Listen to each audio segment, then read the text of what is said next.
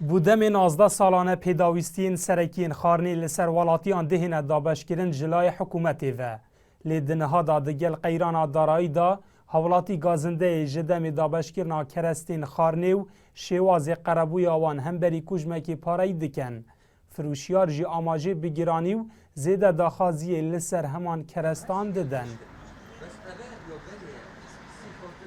کرده کرنی سر بزرگی کن اول تمات تقریبا اول نیستی هشت نه یا مزدی نهاتیه و صدور ترکی جهاتیه گرتن و جمال سیکی دا گلگو کیم. فارهاتی اگر تو بیسا که مقارنه بکید که بازار سیکی داده سه که یعنی نسبت که گلگو کیم برانبر وی ارزاق یعنی اکید اگر اف ارزاق هنان اف زیت هنات بک زیت کاتشا گل چتره بید گل کسی های یعنی یه فقیره مثلا بید اف زیت سیکه های بید مثلا گرانتر بیشوی بهای بید. کرسته و آهن خارنی این کنه هاتینه دان سال 2014 دا جلای حکومت و هاتنه قربو کرن بکوجم 35,000 دینار عراقی به شیوه دوقستان.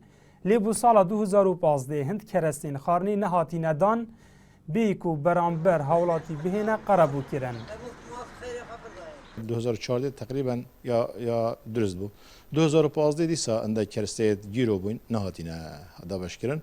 بس هم چاورینه هر گاوا که او کرسته گهش نت عمارت من ده اینه دابش کرن سر شنکارا و ده گهنه خلکی.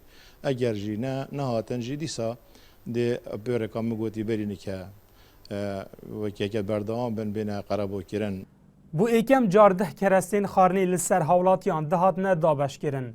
دیو دال سال 2010 بونه 5 کرسته و دیو دال سال بو سال دابش کرنا وان کرستین خارنی کیم دبید. حولاتی جنیگرانن جوی کیم کرنه. دلشاد هیمو این آرتی دهوک.